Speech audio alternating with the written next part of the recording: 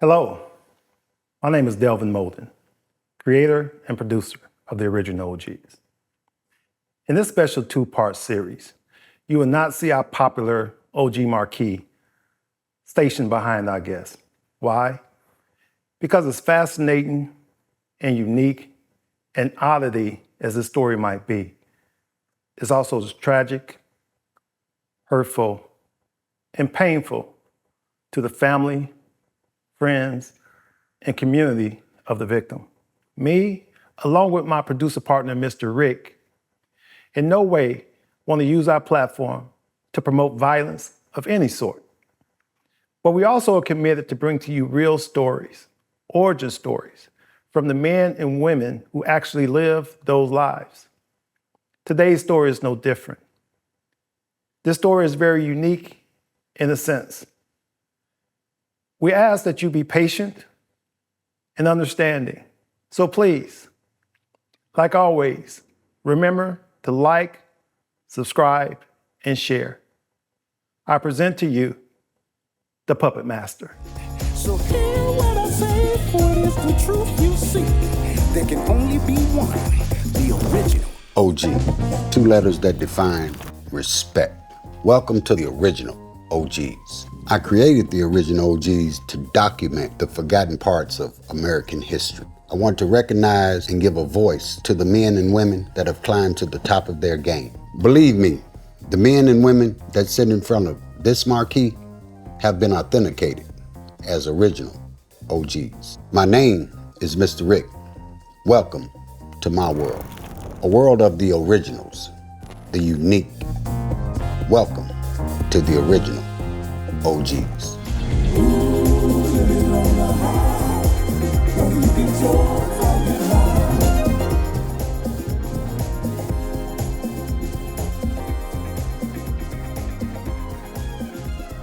Welcome to the original OGs, and I'm your host, OG Mr. Rick. Today we have a fascinating interview for you. We'd like for you to take this journey with us and remember that it is a sensitive subject matter. We come to you with a person by the name of Chris, the Puppet Master. Very unique human being. I think you're going to enjoy his story, so we'll get started. How are you doing, brother? I'm pretty good today, Mr. Rick. How are you feeling? I'm fantastic, sir. Excellent. Where would you like to start your story? Life teaches us to start from the beginning. So I would like to start with the death of my father, if you don't mind. I don't mind, but let's back up a little bit. How about we start when you attempted to take your life? Okay. When I started to take my life, it was in Attica. When I first arrived at Attica with a 30 to life sentence for murder in the second degree. When I walked into Attica, outside it looks like a haunted house, a place where Dracula would live in. I actually even saw a few bats flying around. But as we went in, they had just had a riot there about a couple of months before I was able to come there. So there was still material still laying all over the floor and everything when they escorted me in and took me to A block. That was the reception block. And when I got there, each gallery have about 300 plus guys who live in units of 100 on this tier, first tier, second tier, third tier. And there's 100 guys that live there. And I came at a time where they was all locked in their cells. So you have nothing but music, Spanish, white, black, all types of music going on. Everyone shouting and yelling. It was like being at a concert without a band. It was only the people who had spent their money there. Wow. Then the CO, which they call them COs there, he said, crack 23. And that was my cell. my new home. And when I walked and looked at it, it was like, wow, crazy. I stood there for a minute, and the CEO, I guess he said, go ahead, step in. Attica's in New York, Okay. outside of Rochester, New York, outside of Buffalo. And that's where Attica Correction Facility also was where the Attica riot in 1971 had taken place, where about 36 to 38 inmates lost their lives and correction officers during that riot. Okay. So as I stood there and he told me to go in, I stepped in. The door is shut. And that's a feeling that you never forget, because when it slams shut, it makes you jump. It sounds like a shotgun just went off. Wow. As I stood there, I had a pillowcase. And inside the pillowcase, they had, you got two sheets, a metal cup, toothpaste, toothbrush, a bar of soap, and a blanket, a wool blanket. And that's your property. Wow. And that's your property. You're responsible for it. So as time went by, I stood there for however many minutes, and I'm listening to the sounds and the echo. But then all of a sudden, my stomach started turning because the stench within inside the cell was crazy. I mean, I looked over at the toilet, and it was filthy. It actually had urine in it, and it corroded like stain. And this is porcelain, but whoever was there before me never flushed it or whatever, because it was just filthy, and I could actually smell urine. Then I looked at the sink. The sink wasn't no better off than the urinal. And it was filthy with spit, Wow. brown stain, and even had blood. I guess, I don't know from what, but it was blood. And right beside the toilet, the sink, is your bed. And the bed was made out of a mattress, and it was small, and it was filthy. There was no sheet on it, of course, because I had everything. And it had blood stain on the sheet. It even had feces, urine on the sheet, on the bed, the mattress itself. And everything stunk. I mean, I've been in outhouses down south in Kentucky that smell better than Wow. that particular cell that I was in. So I stood there, and then I'm saying to myself, they expect me to do 30 to life under these type of conditions. 30 to life, living in a cell like a caged animal. 30 to life as not a human being, but as a number. Because when I came through the reception area, they took my name from me, and they gave me a number, 80C0120. Wow. And you had to pronounce that. And then they might call you at your last name, which is Taylor. But you got to announce the 80C0120 first. Anytime they ask you a question, that's what you had to pronounce. So my name was replaced by a number. And that's what I had to go by. So I'm standing there saying, wow, look at this. Talking to myself.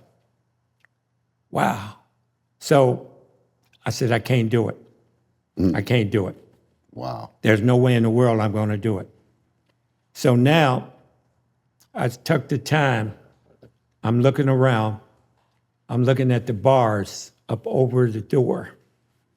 Because in my mind now, I'm going to bring this madman merry-go-round to a halt. Okay. That's exactly what I'm getting ready to do. So I put everything on the mattress. I poured out the sheet. And I went to twining it around. The sheets. Yes, the sheets. and I connected the second one to it. And now I'm looking for a place to hang it. And I found a spot. And as I stood there thinking, wow, are you actually going to do this? You're going to commit suicide? You're going to kill yourself? Wow. I was like, but I can't do this.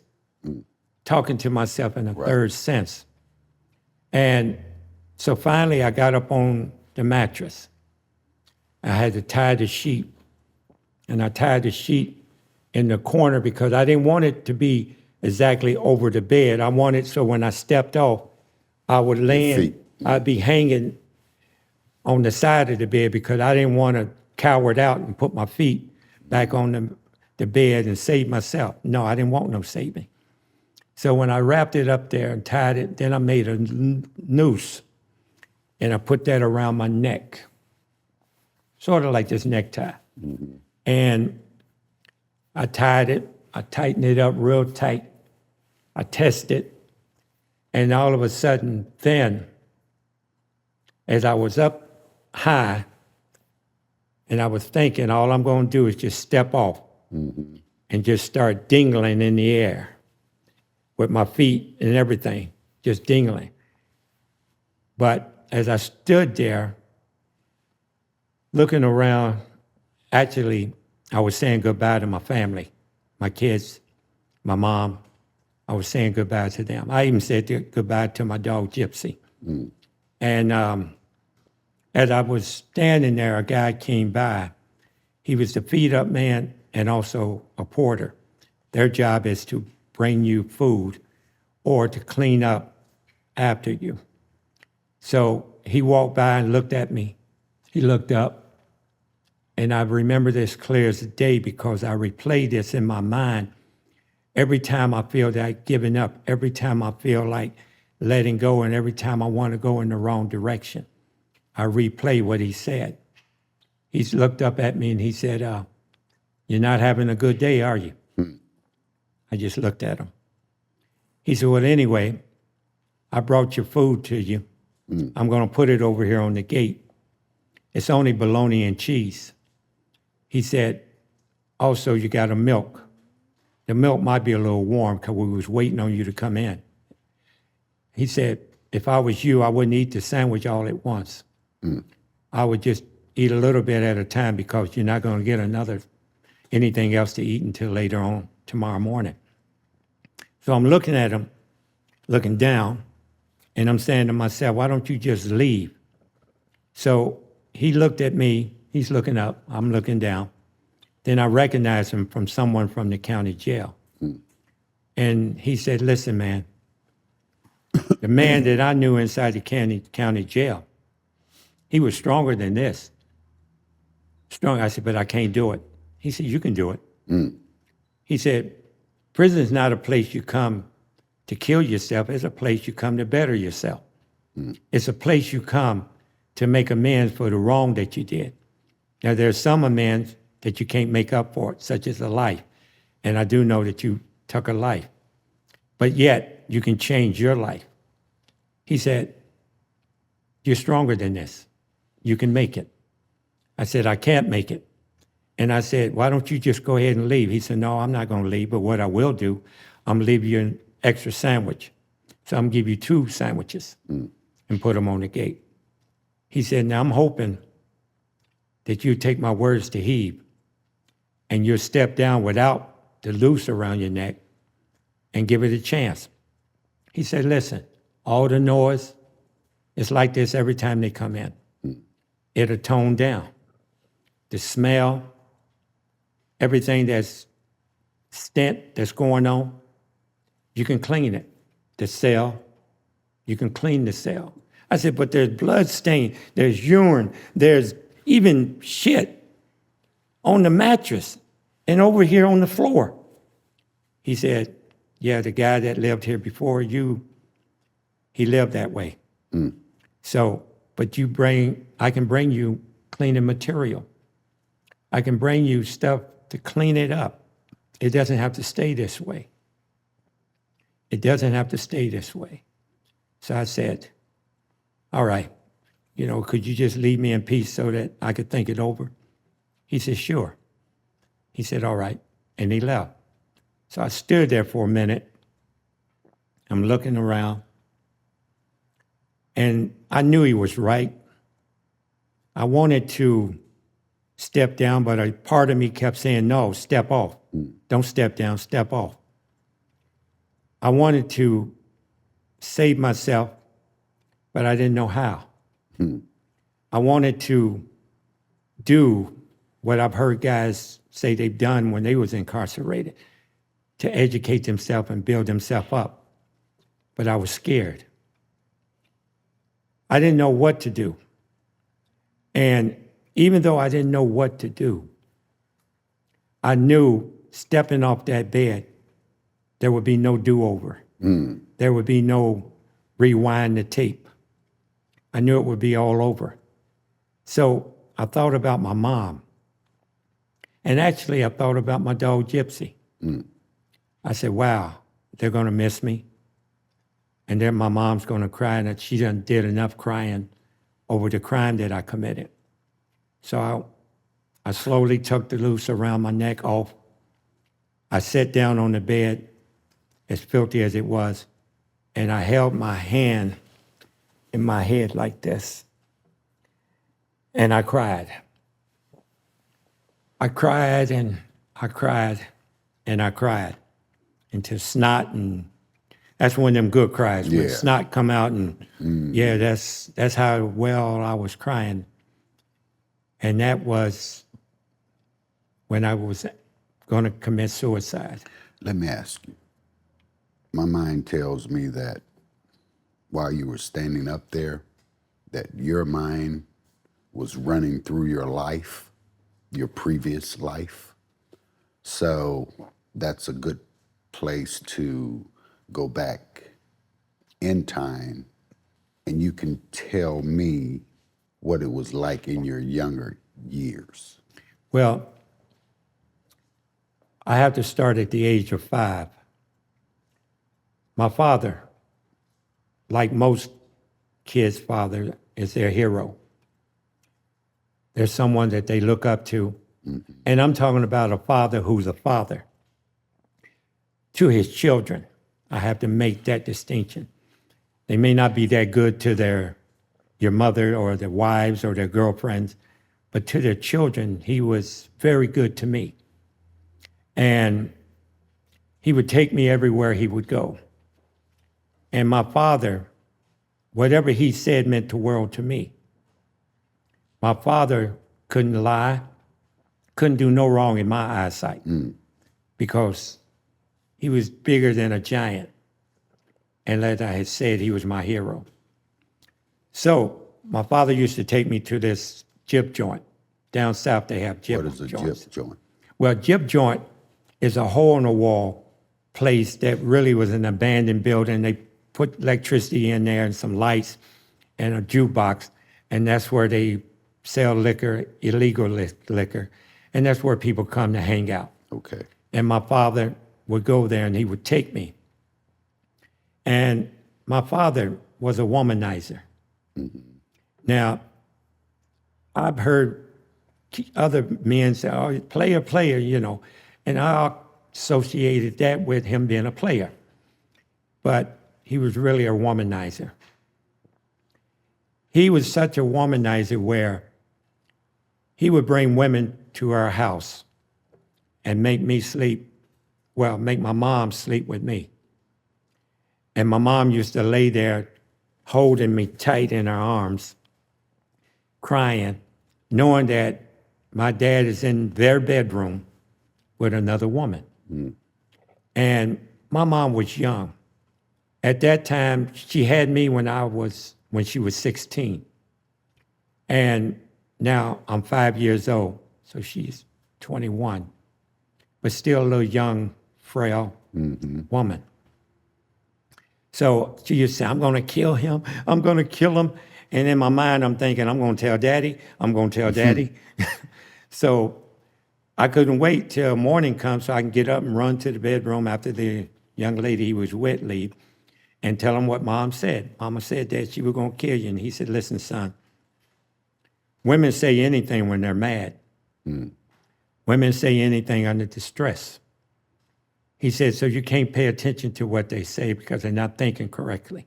They're not thinking right. So I filed that in my mind. Women are crazy. That's the only way I could analyze it.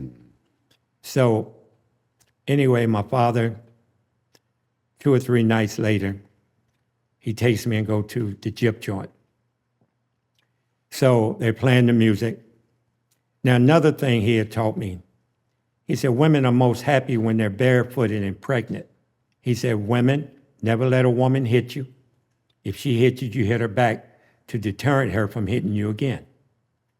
So these were little lessons that he was teaching me. Little did I know how wrong he was in the lesson that he was teaching me. He was truly wrong in so many ways, but I'll speak about that later. So as we was watching, a man and a woman was on the floor, but another lady came from the side and she pushed the other lady to the side and she talked to the man like pushed her and said, go on. So we're looking, my father's right here, I'm sitting here, side by side. The woman slapped the man. And when I seen this, in my mind, I'm thinking, oh, she shouldn't have did that. Not according to what your father said. To what my father said. And when she went to walk away, the man grabbed her and he hit her. But unknown to any of us at that time, he had a .25 caliber gun in his hand.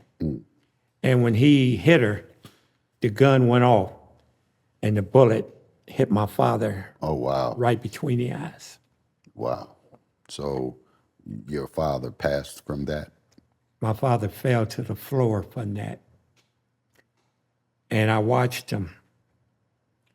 And I could see women and men, they was all screaming and hollering. And in my mind, I was thinking, why is my daddy on the floor? Why is my daddy laying there and nobody's helping him up? And when they finally, someone did come to help him up, when they turned him over, it looked like he didn't have a face. Wow. Because the blood had covered his whole face. And when I saw that, I was crying and really crying. Even now, I still get a little emotional because I'm replaying that scenery, and it's still within my mind because I never forgotten it. And somehow, doing all of it, I passed out. And I don't remember anything after that because when I woke up at home and my mom was crying, my aunts, her sisters was crying, and my other brothers, they was crying. And I'm looking around for my dad, but he wasn't there. That was traumatic for me. Traumatic. He passed away from that? He died from that. You used the word, you're being kind, but he died from that. Right. And at that point, everything falls on your mother. Yes. When my father died, he had 5 kids. I'm the oldest. You had Robert up under me, then David, and then my sisters, Cynthia, and then Michael, my baby brother. He was only 4 months old when my father died. And my sister was 18 months old. And I was 5, Robert 4, and David 3. We were right behind each other. So after that, my grandfather came, and everyone went to the funeral. And till this day, I can't go to people's funerals. I refuse to go to a funeral. Even when my own daughter died, I wouldn't go to a funeral. I wouldn't go. I wouldn't go. Because I never want that image in my mind again. I want to think about people when they was alive, happy, smiling. When I saw my father laying in the casket, he looked like he was sleeping. Wow. And I remember, now, Take your time. I didn't think I would get emotional like You're not this, the but first one, brother. We have feelings. You're a human being.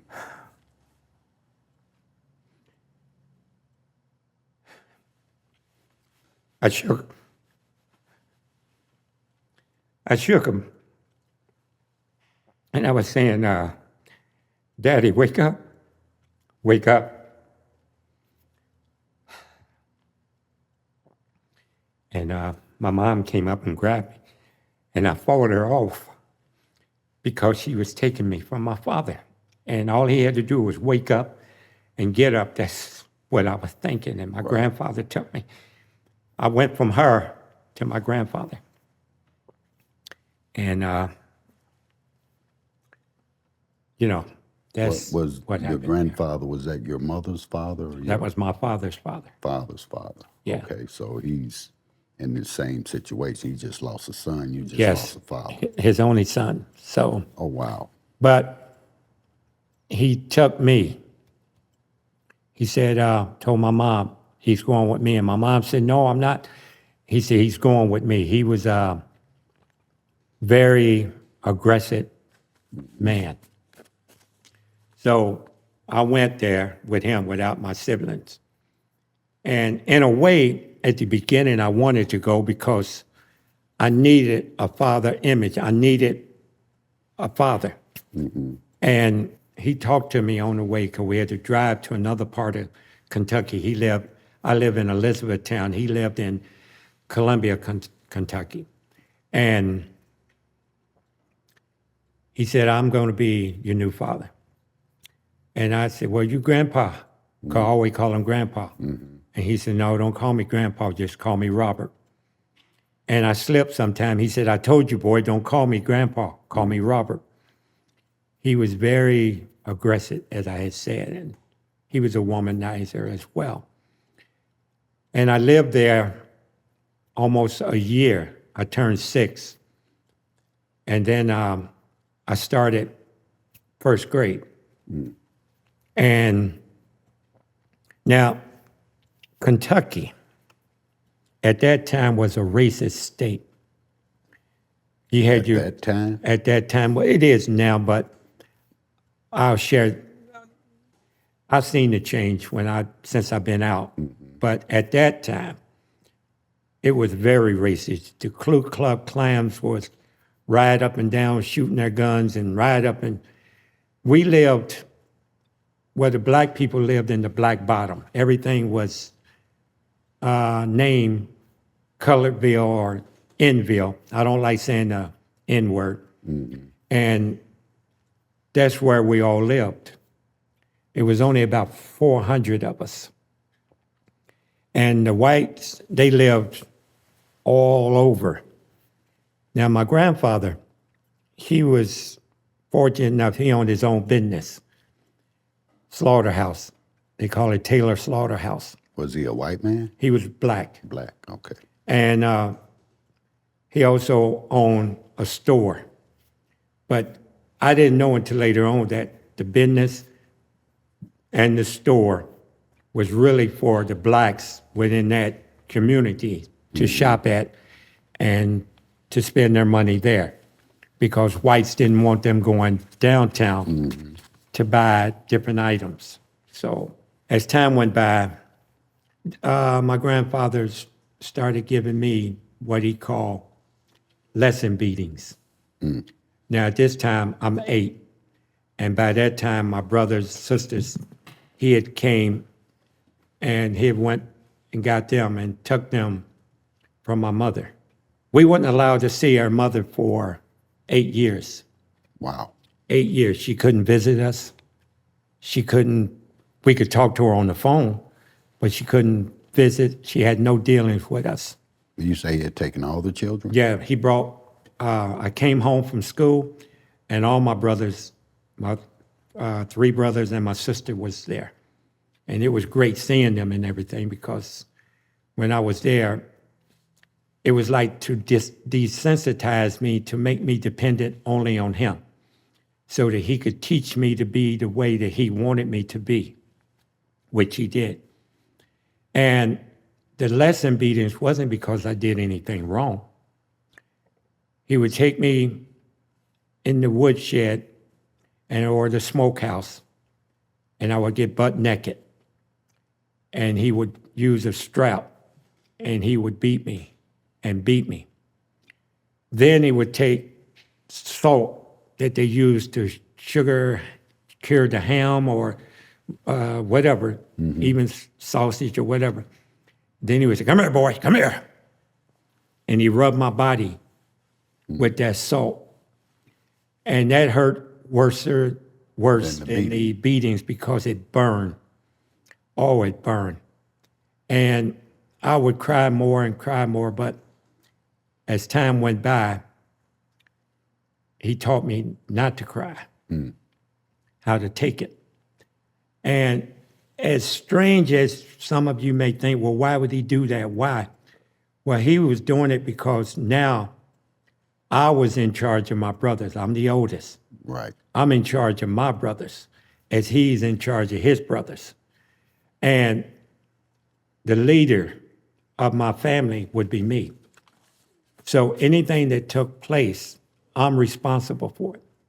But also, he beat me so that whenever the Ku Klux Klans, if they ever had an opportunity to beat me, their beating would be nothing compared to his beating.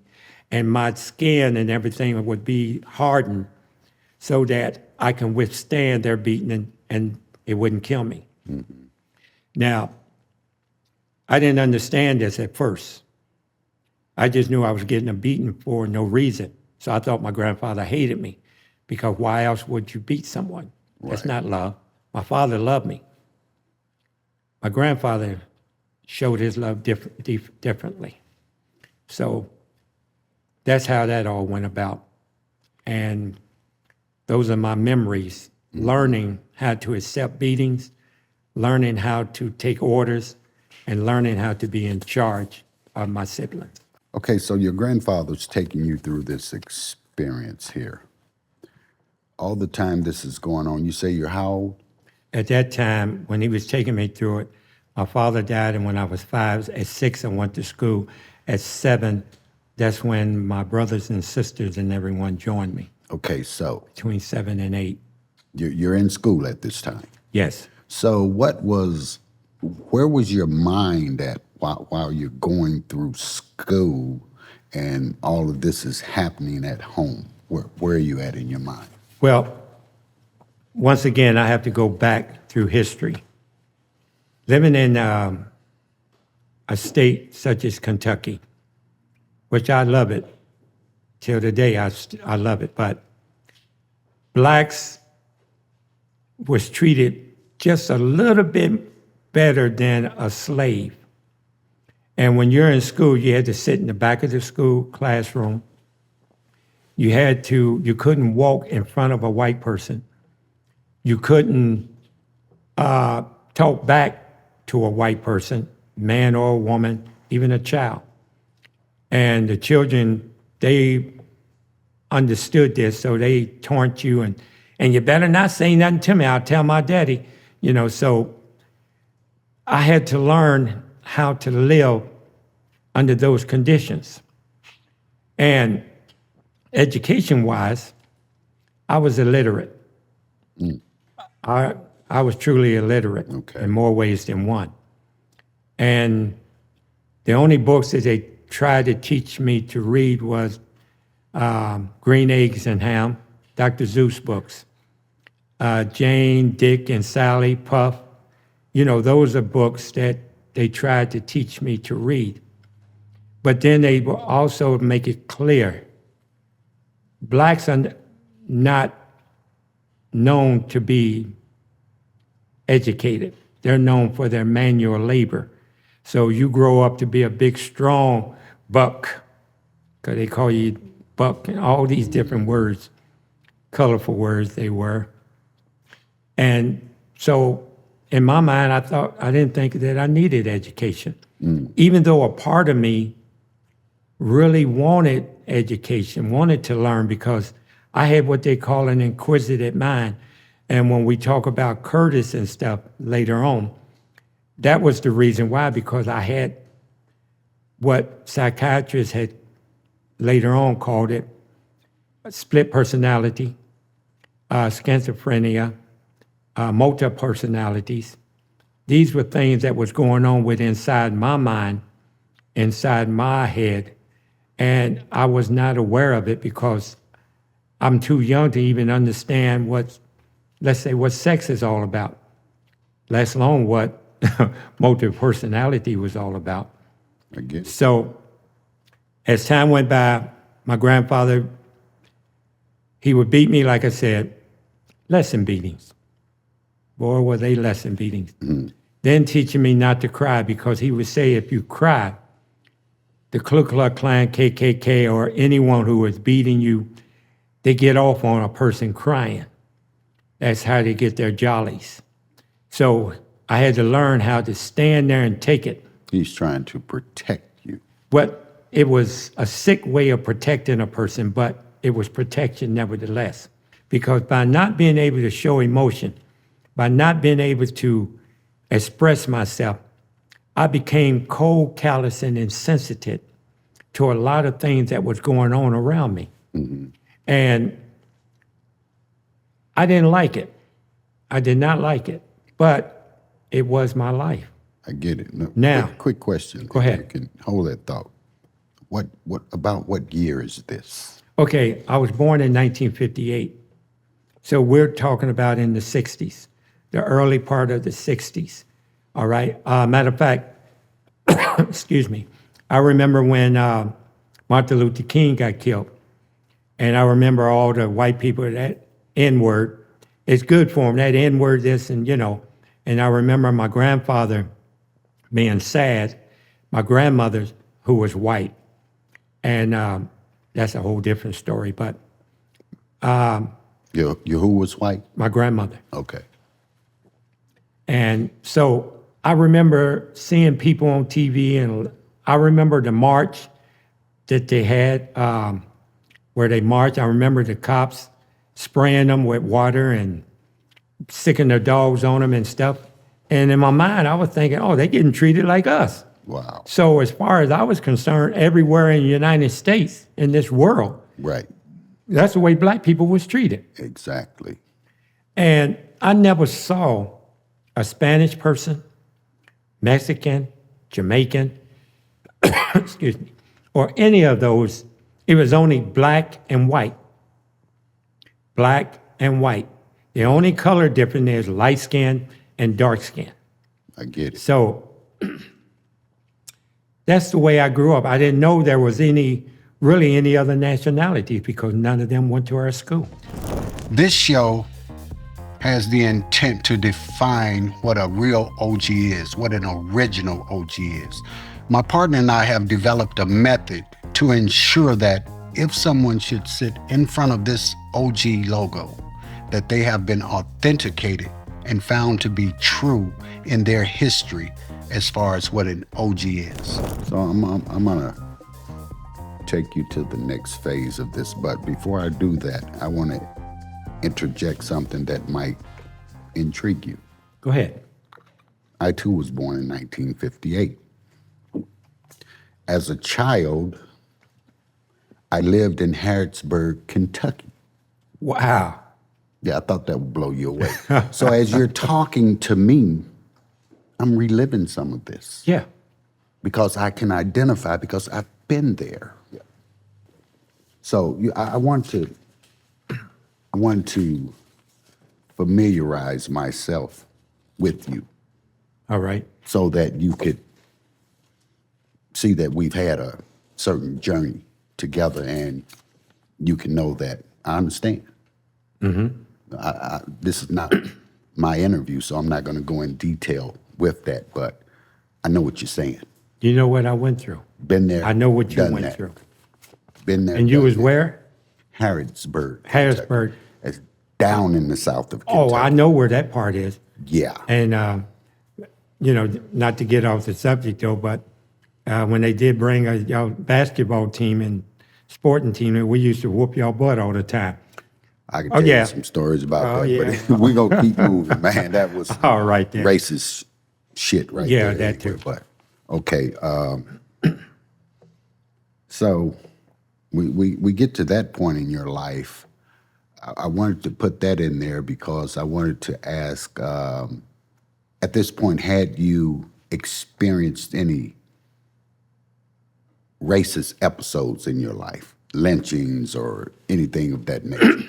Well, yes. A friend of mine, well, my best friend, he kissed a little white girl on the cheek in school In Kentucky. in Kentucky. And her father was the Grand Pooper, which is the head of the Ku Klux Klan. Yeah. He wear all them funny looking colors and all of that. And they called him, and they had deep in the back of the woods, they had a log cabin. So we used to run back there, and they make moonshine back there.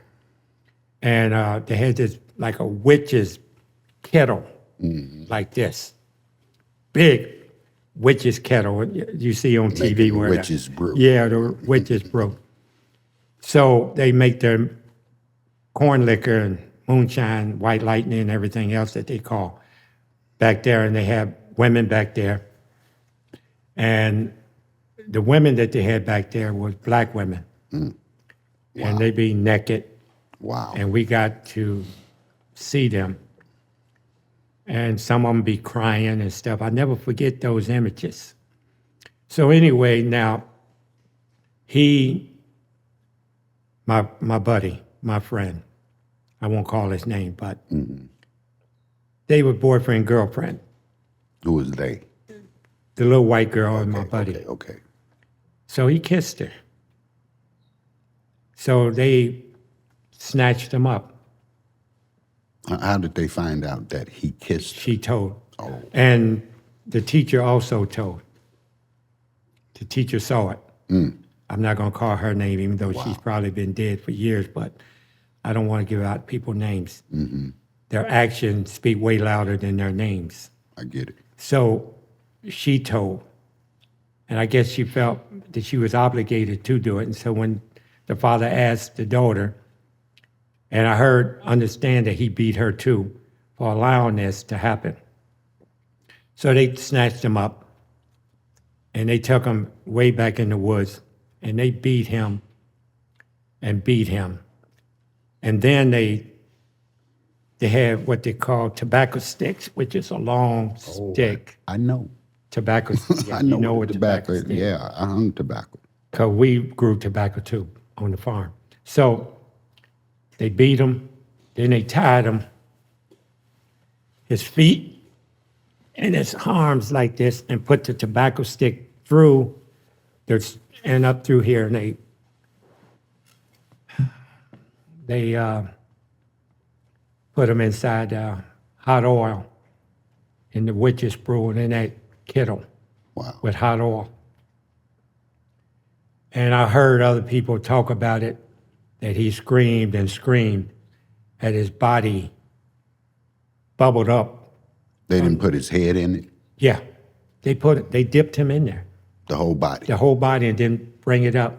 But they kept his head up so he wouldn't that's die what I'm that saying. way. Yeah. But yeah, and they said he screamed and screamed and screamed.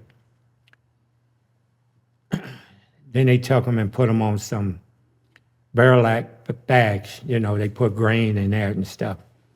And they poured feathers all on him. And the feathers, once the body cooled down, it stick to your body all over. And you can't pull them off without taking the skin with it. So the feathers become a part of his body. So then they gathered all of us, everyone, in the Black Bottom, and made us gathered around. and they hung him in a tree right behind the church. Wow. And I never forget his mother. She was crying, "Please cut my baby down. Please just cut my baby down." Wow. And other people was just, "Cut him down. You done did that to him, cut him down." And they laughed and gave a speech to Grand Poopa. This is what happened when you crossed the line. So I'm crying, and I had my dog with me, Gypsy. And so I ran, and I went where the cabin was. And when I got to the cabin, and our cabin's like almost 3 miles into the woods, but I was a good runner. And I ran, and I was running off hate. Hate was my fuel, my energy. So I wasn't tired of anything. I wanted to get to where they had did that to my friend. And when I got there, the fire was still, it was smothering out, but it was still hot. And I looked, and I finally was able to take a lot of sticks, and I was able to knock and bang and knock until I was able to knock it over. And the oil ran, and good thing it did, it could have fell on me. I didn't think about that. But at the time, it fell. So, and it went inside the cabin, on the outside and inside the cabin. So that's when I came up with the idea, because the fire was still smothering, but I know how to, you're a country boy, you know how to get a fire started. And I set the cabin on fire. Wow. I burnt it down. Did they ever find out? Yeah. Oh, yeah. Oh, yeah. Okay, I'm gonna say this again real fast. I lived in Harrodsburg, Kentucky for about 3 years. You know, I hung tobacco, and I know about cutting tobacco, and you know, things that you and I can identify right now in that conversation. You know, it's not some make-believe shit that I'm just trying to do with you. It's real life.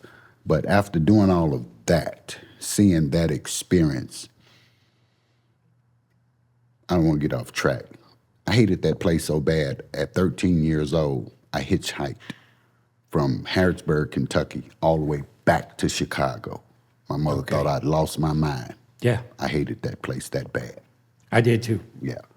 So now they do this to your friend. How does that make you feel inside about white people? Well, I was afraid of white people, even though my grandmother's white. My mom is half white. But white people, the real ones, not the tainted one or half one, No. the real ones, I was scared to death of them. Everyone was. Because there was time, and I don't know if you ever seen it, where they gather around and call us, "Come here, boy, come here, and they make you come. And then they get the gun, and they shoot and say, "Dance," and they make you dance, and they shoot in the ground. And you got to dance, and a lot of guys got toes shot off. Oh, he's a good N-word. And they rub the feet. He'll be all right. He'd be good as new next week and be dancing again. Or they get shot in the foot, so they walk with a limp. See, I lived around this. Right. I grew up with this. Exactly. I've seen this. So it took them about a week to realize that I had done it, because someone saw me in that area. They saw me coming back because the fire was there. And they took my grandfather. Now, like I said, my grandfather was a gangster. Regardless of what he did to me, he had his reasons. But he was a gangster. He had been to prison 4 different times. He had killed 3 different men. And as part of the business that he was allowed to have, he had to keep black people in check. And if they got out of check and stuff, it was his job too. He was the slave master slave who, it's sad to say it, but who oversee the black people that lived in that community. I bet you I understand. Oh, I know you do. I see that look on your face. And so they were scared of him, but, you know, I don't care how tough you are, a shotgun filled with special bullets, shells, it'll break anyone down. So they talked to him, called him outside. They was out on the porch. And I knew it was talking about me. And I never seen my grandfather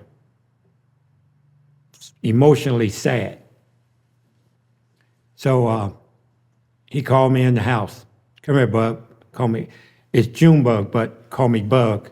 Come here, Bug. Come here, boy.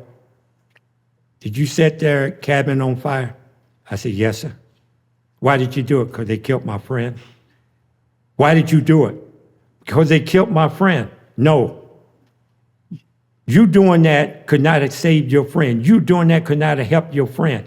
Your friend was dead.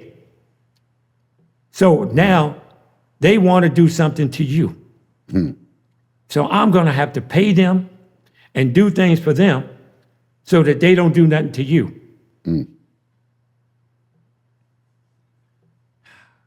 I didn't know how to feel because he had taught me not to feel. I didn't know what to think because an illiterate person who was in Mr. Kemp's, well, he was my teacher, school, they call it the retard class.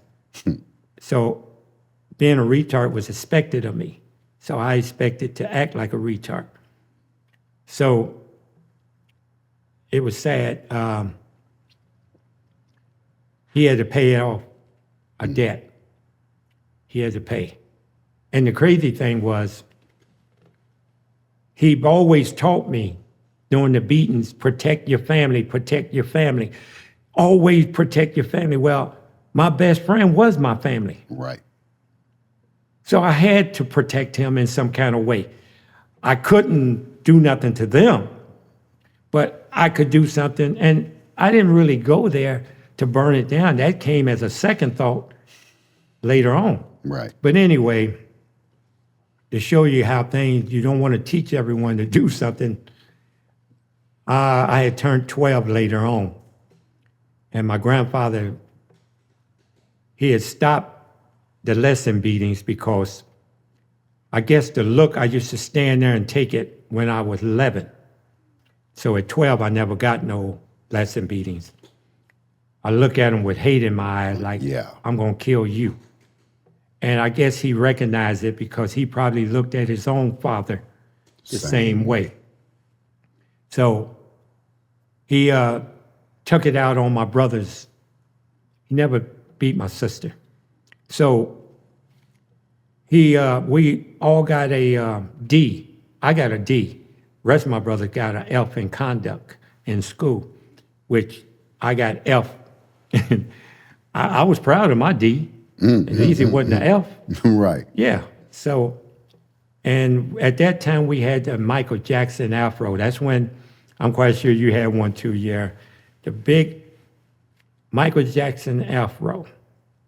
And I love my afro. In Kentucky. In Kentucky. And he took my brothers, 3 of them and myself, and he started with me, cut my afro off. I was as bald as I am now. I love it now, but at that time I did not love it. And then he did Robert, and he did David, and he was doing Michael, my baby brother. So now I done snuck over, because we're in the slaughterhouse at this time, and I snuck over to where he kept a rifle. And my Uncle David Lee was there. So I got the rifle, and I point the rifle at him. And I said, I'm going to kill you. I'm going to kill you. So I'm pointing the rifle at him. I'm protecting my brothers. All those beatings and stuff was to make me strong enough to protect my brother. So that meant to me, even against him. I get it. So the coward, I never thought of him as a coward, but at that time I saw him as a coward because he picked my baby brother from the barber shop chair, because he was hair cutter as well, and put my brother in front of him and held my brother in front of him as protection. Right. And then my Uncle David Lee, he was trying to sneak around from me. So now I'm distracted. My mind is trying to, you coward. You coward. And then I put the gun on my Uncle David Lee on this side of me.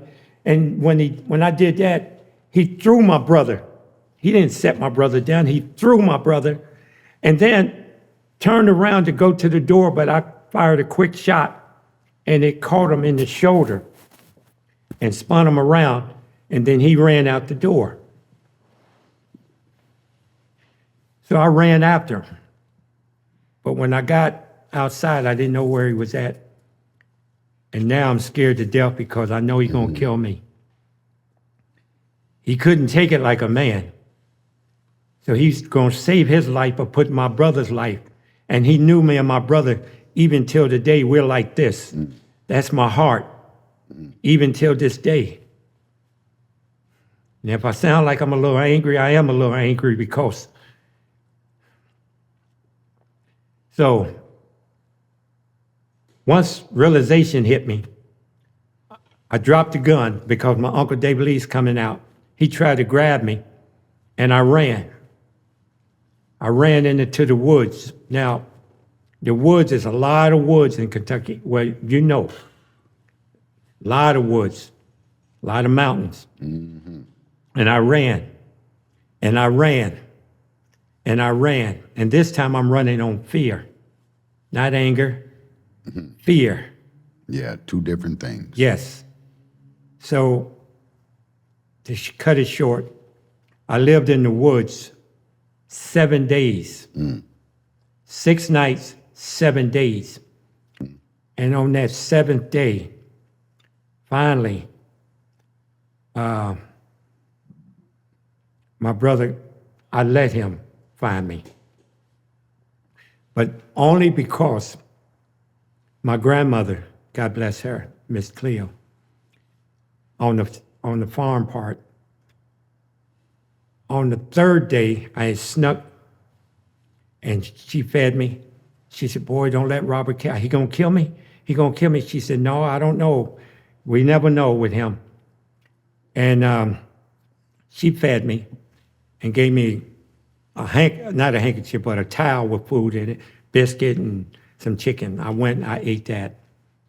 And now I'm living in the woods, like I said. On the 7th day, my brother Michael, I let him, and I said, Robert gonna kill me? He said, no.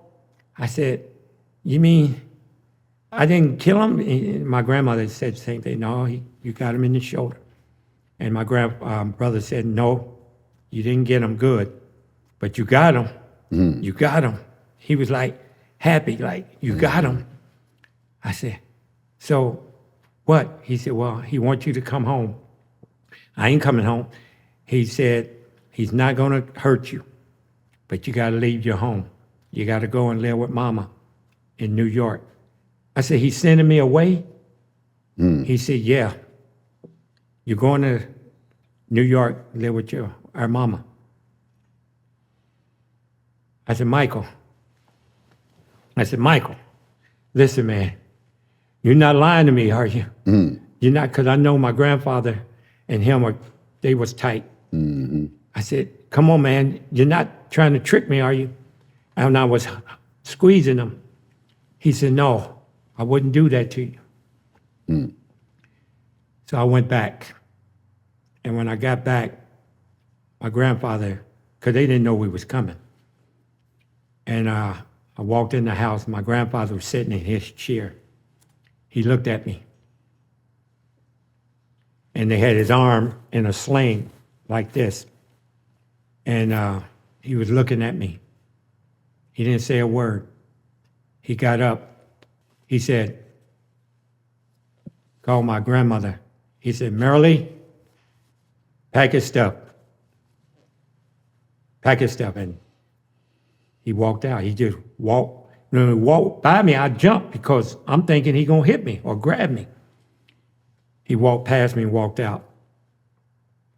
And my Uncle David Lee came and they packed my stuff up. And that's when I came to Rochester. Now, when you walked in that house,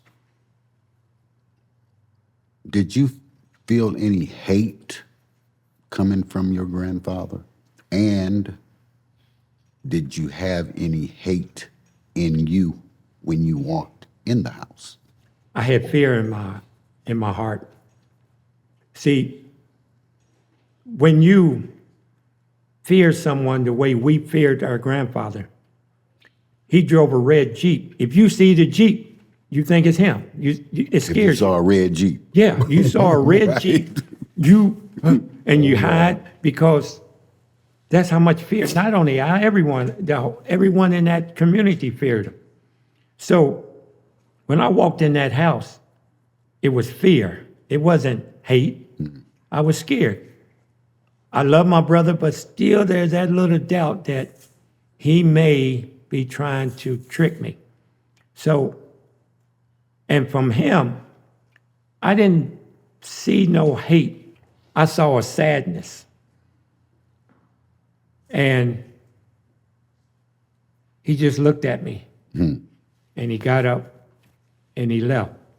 Now, Uncle David Lee, who took me to the airport, he told me, he said, I told Robert, that's his brother. He said he was only doing what you taught him to do. You taught him to protect his family. And that boy was his family. We all knew that they was closer than fleas. He said, so he was only doing what you taught him to do. And my grandfather said, yeah, but I never expected him. To do it to me. He said, yeah, to do it to him. So that was that.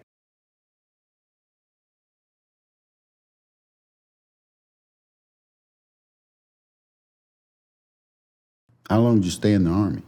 Just a few months. What happened? Well, Curtis, which is a personality of mine, alter ego personality, he wanted to come back to the city. Let's stop before you go there. All right. Back up a little bit. Now, how did that happen with the manifestation of Curtis and your introduction to Mackin? How did that work? Well, What order? first, I have to share with you how Curtis came about. After the death of my father, I was so shocked and still in not the right frame of mind that I would still talk to my father. And then my mom used to beat me and say, your daddy's dead, boy. And so I changed his name from Daddy to Curtis. Now, Curtis used to be my protector, my big brother, he was everything as far as strength-wise. Right. So even when I used to get the beatings and everything,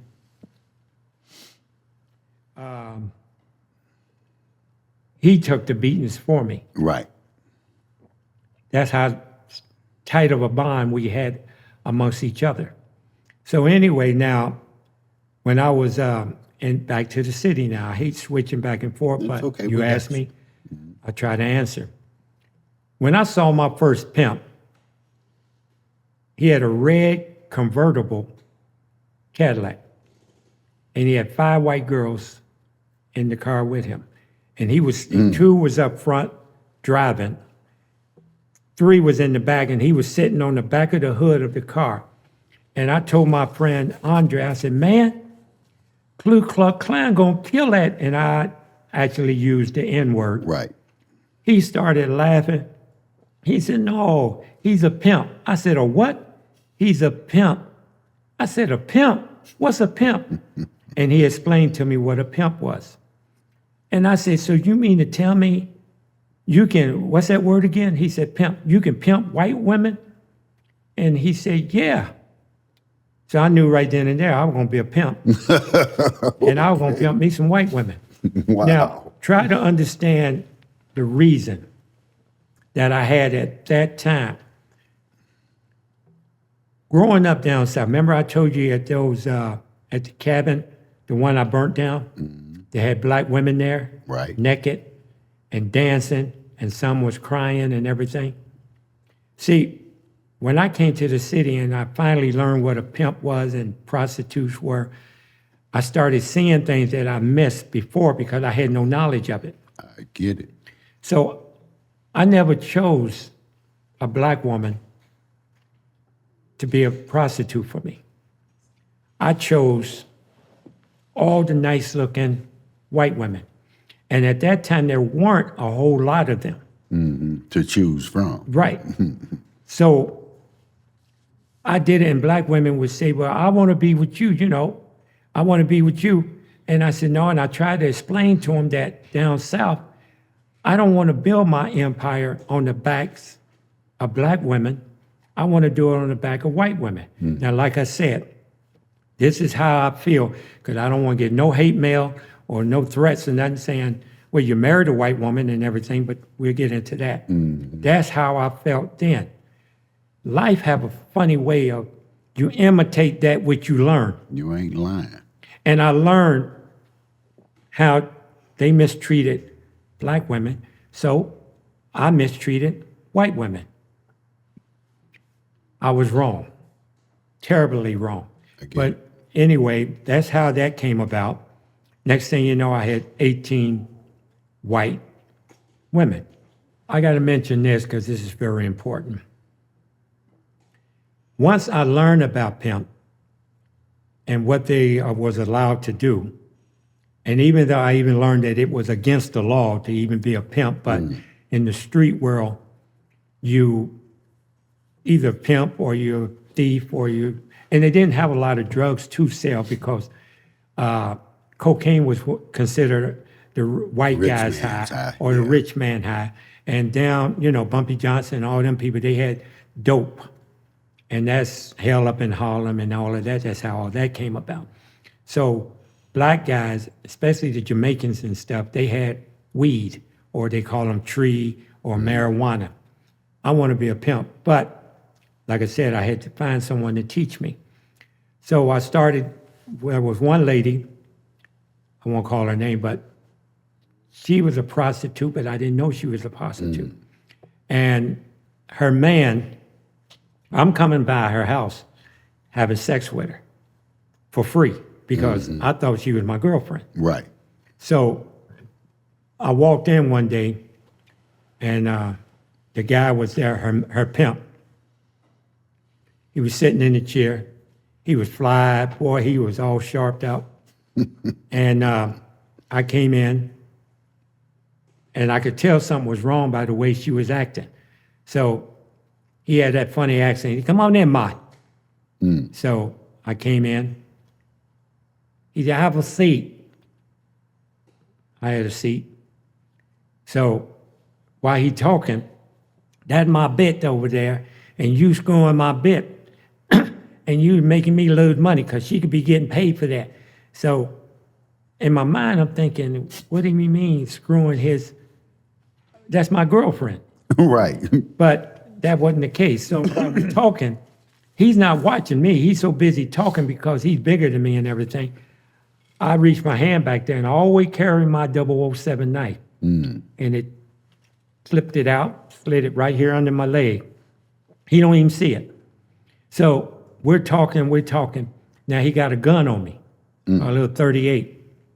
He said, either you gonna pay or you gonna die. He said, now, I'm a pimp. And when he said he was a pimp, that changed everything. I said, you a Fear pimp? left. He said, yeah, man, that's what I said. I'm a pimp. I said, you a pimp? You mean a real life? He said, that's what I said, man. I said, oh, man, because I want to be a pimp. You think you could teach me? He looking at you like Yeah, you crazy. he looking at me like you looking at me right now. Like what? I'm getting ready to shoot you, and you talking about you want me to become your Got a mentor. deal. It was crazy because I finally found somebody who was a pimp who could teach me, and he agreed to it. Excuse me. So he said, you know what, man? You're going to have your first hoe. That's going to be your first bit right there. I said, but that's my girl. He said, no, you said you want to be a pimp. I said, all right. He said, that's your bitch. I said, come here. He said, call her a bitch. I said, come here, bitch. Come on in here, bitch. So she came, she looked at me. He said, you with him now? I said, yeah, you with me now. I don't know what the hell I was saying.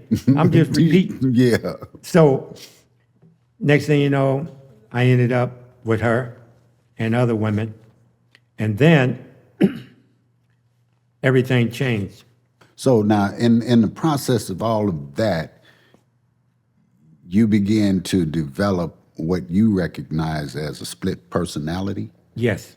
So how does Curtis come into play? Well, like I said, Curtis was my father, my best friend. He was all of that in my mind and stuff. But as time went by, he started even taking control of my body. Now, I don't want you to think that I'm crazy. I don't want you to think that I'm on some type of medication. I'm telling you the truth. I can't sit there and be truthful with you. Then I'm not going to do the interview. Right. So I'm straightforward. It got to the point I didn't know that this was happening. Guys would tell me, man, you did this last night. You did this. I said, no, I didn't. I was at home. They said, yeah, but you said your name was Curtis and Curtis Fly Johnson. Okay. The third. Damn, the third. Yeah, well, he'll tell you. So turns around, I used to have real bad headaches, and I actually blank out. That's why they gave me a medical discharge from the Army. Oh, okay. The medical discharge. I didn't do the 2 years. Okay. And I got an honorable discharge, but it was medical. Right. So Curtis wanted to go back to that lifestyle. And when I left, I went back to that lifestyle. And guys used to say the pimp and dummy. So now Curtis has already come into existence in the military? Yes, Okay, now you come out with Curtis. yes, And Curtis is convincing you to take he and you back right. into that life. Get into that life. Okay. So why don't we do this? Why don't we let Curtis tell his own story? Yeah. Let's meet Okay, Curtis. All right. You know, this ain't no joke here. You know, we want to look at, you go in the military, you have some issues where you have to do a little time in the asylum. You come out of the military, and at this time, you come out of the military with Curtis? Yes. Okay, so why don't you introduce the audience and myself? I've never met Curtis. Why don't you introduce us to Curtis? Okay, then. This is my friend. My friend. I'm just going to call him as Dad. All right? So I said, now we're just friends. Yeah, we're just friends. All right? And his name is Curtis Fly Johnson III. On the third dummy cut on that particular tree. And his father and his mother is number 1 and number 2. That's why he called himself the third. So when I came back to Rochester, I didn't know that Curtis was taking over my body. Of course you didn't know. I didn't let you know. And as time went by, my mom seen that I had problems. Snitch.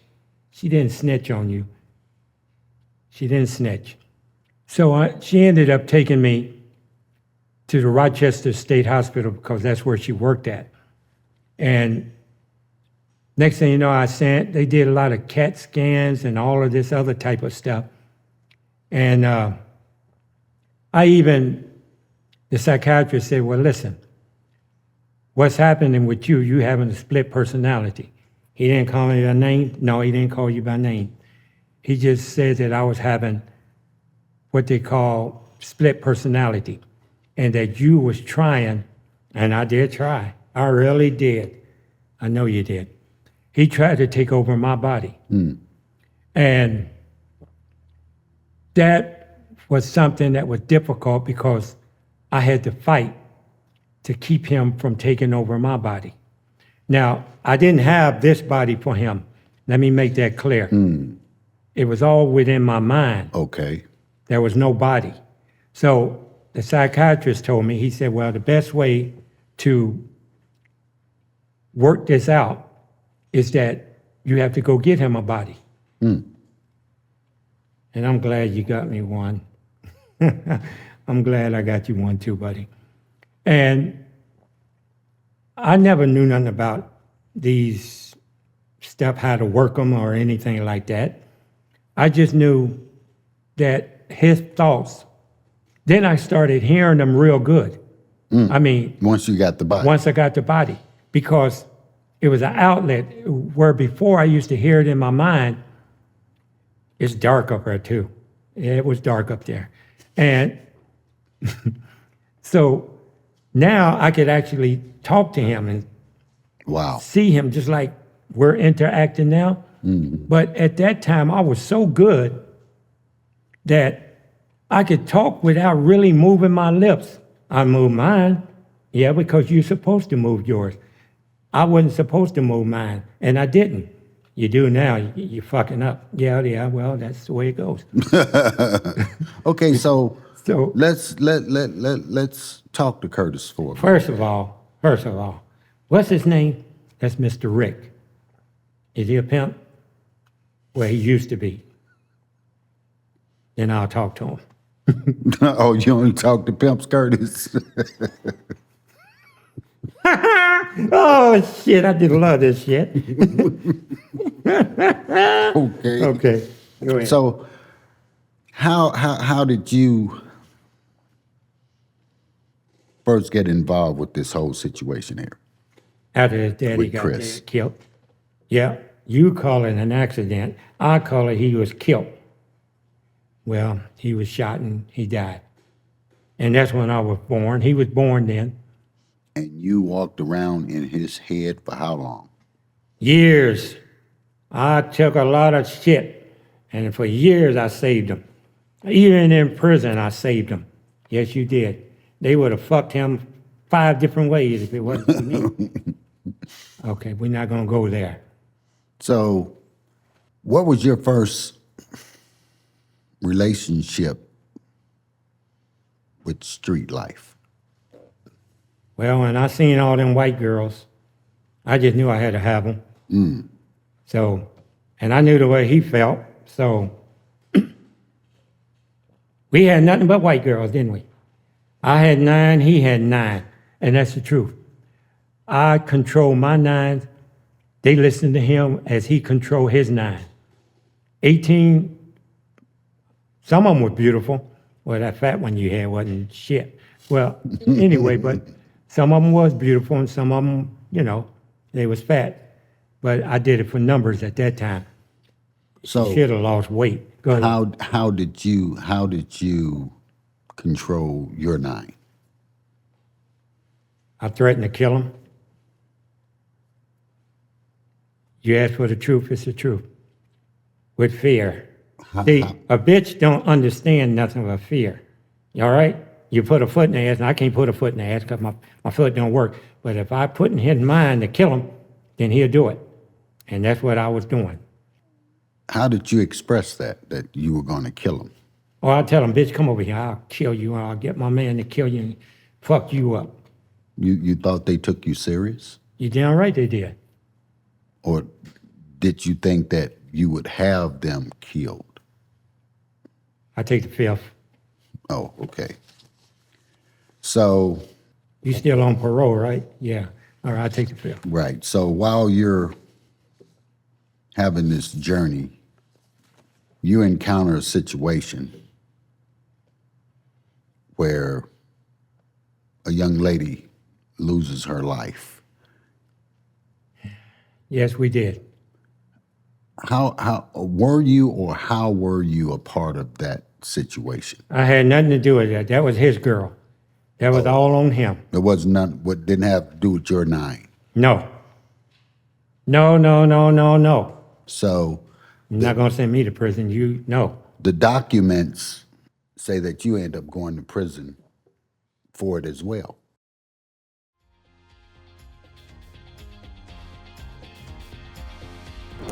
We have created this show so that men and women alike can come forward and tell their truth. If you have people that you believe to be an OG, go into the comment section, write us, let us know where to find the history so that we can authenticate it, bring them on the show, tell their story so that we can add to the American history. That's it. That's all. The original OG.